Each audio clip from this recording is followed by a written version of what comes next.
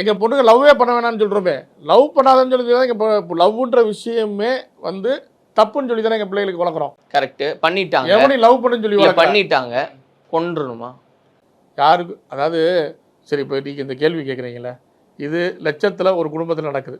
லட்சம் பிள்ளையை காதலிச்சு ஏமாத்துறான், கூட்டிகிட்டு போகிறான்.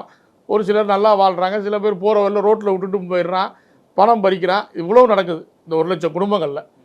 எங்கேயா ஒரு இடத்துல கொலை நடக்குது. இதே இது பல இடங்களில் அந்த பெற்றவங்க தற்கொலை பண்ணிக்கிறாங்க. பொண்ணுக்கு இப்படி எப்படின்னா இந்த சொசைட்டியை ஃபேஸ் பண்ண முடியாது சார். நீங்கள் ஈஸியாக சொல்லிட்டு போயிடுறீங்க. ஒரு பொண்ணு போடி போயிடுச்சுன்னா, ஒரு இன்னொரு சாதிக்காரன் கூட போயிடுச்சுன்னா, அவங்க பெத்த தாய் தகப்ப அந்த ரோட்டில் நடக்க முடியாது, அந்த ஊருக்குள்ளே இருக்க முடியாது. அவ்வளோ கேள்விகள் கேட்டு அவமானப்படுத்துவாங்க. இப்படி பண்ணுறதால எதுங்கிறங்க கரெக்ட்? இது பண்ணுறது யார்? யார்? இதே சாதி பெருசுன்னு சொல்லி, உன் வீட்டுக்குள்ள ஓடிடுச்சு பாருன்னு சொல்லி ஏற்றி விடுறதுக்கு ஒரு 4 பேர் இருப்பாங்க இல்லையா, அவங்க பார்க்குற வேலை தானே இது.